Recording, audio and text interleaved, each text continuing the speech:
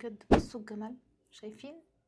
زي ما انتم شايفين كده عندي شويه اكتئاب فضيعوا لي مستقبل بشرتي، فيلا بينا ننضف البشره خطوه خطوه. وبالتالي بعد الفيديو ده انت مش هتحتاجي فيديوز تانية. روحي اغسلي بشرتك بالغسول بتاعك وتعالي. بعدها بتيجي خطوه تقشير البشره، فهندي بشرتي بشويه ميه كده، وهستخدم المقشر ده من هيمالايا. احلى حاجه فيه ان هو حبيباته ناعمه. انا علشان باخد كورس رؤاكيوتان الفتره دي اللي هو بتاع حب الشباب ده، فعامل لي التهاب في البشره ومش هيسمح ان انا استخدم اي حاجه حاده عليه. مقشر هيمالايا ده على فكره بالكركم، حاسه من المقشرات اللطيفه كده على البشره يعني، بس ناعم قوي جنتل. لو تحبوا ان انا اعمل لكم سلسله عن الرؤاكيوتان ده واعرفكم انا عملت ايه اخدته ازاي وايه الممنوع معاه والجو ده، اكتبوا لي تحت في الكومنتس وانا اعمل لكم السلسله دي.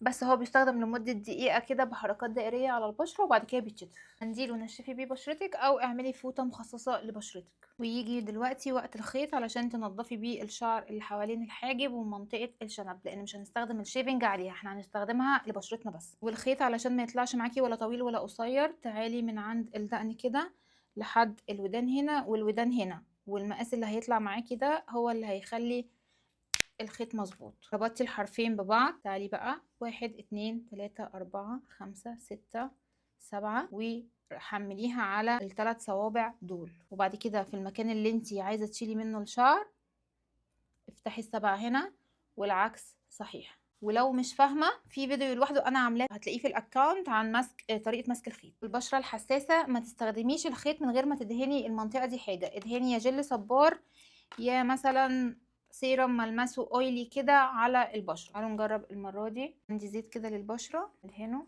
مع بعض. امسكي بقى الخيط ومشيه كده، وارجوكي بالخيط حاولي ان انت تشيلي الشعر اللي هو في مقدمة المناخير ده، او تستخدمي الملقاط. المهم ان الحتة دي تتنضف معاكي مع الحتة دي. التريك اللي هتسهل عليكي تنظيف الحاجب بقلم الحواجب بتاعك، واعملي حدود الاول ارسميه. يعني ارسمي مثلا الحاجب بالرسمة اللي انت بترسميها بيه بالظبط، حدديه. انت فاهمة؟ اي رسمة بقى مش لازم تبقى مظبوطة يعني، المهم ان انت تعملي لي حدود للحاجب بتاعك اللي انت مش عايزة ايديكي تيجي جنبه خالص.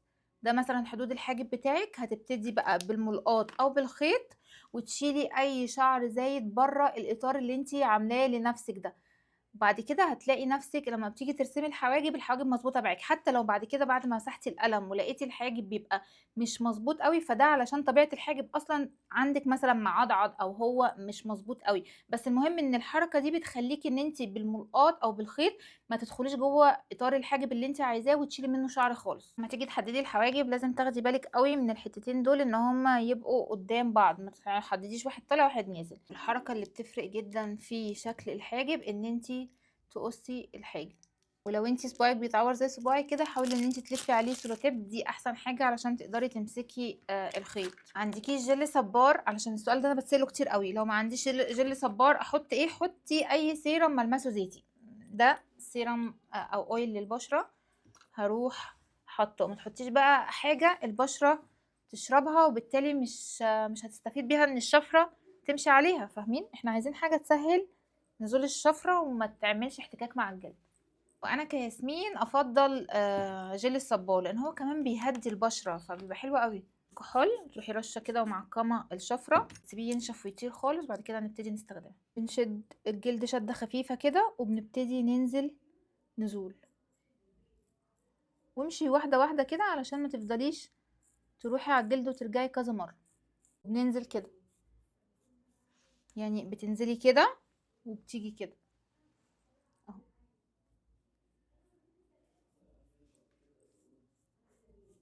شايفين الشعر اللي بتشيله الوبري؟ بصوا علشان ما تنزلوش بالشفره في الحاجب، سيبوا القلم اللي انا قلت لكم حددوا الحاجب وانتوا بتعملوه ده بالخيط، ابقوا سيبوه ما تمسحوهوش لحد برضو ما تخلصوا الشيبنج وتفضلوا تنزلوا لحد القلم اللي انتوا عاملينه علشان ما تدخلوش في حدود الحاجب من جوه. غسلت بشرتي، شوفوا بقت بتبرق، بقت بتبرق حقيقي، ولسه ما حطيتش كريمات ولا اي حاجه. اظن الفرق واضح.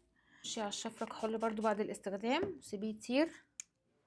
هروح احط بقى اي ماسك كده البشره تنتعش بيه، وبعد كده ارجع اوريكم النتيجه النهائيه. شايفين قد ايه البشره بقت بتتنفس؟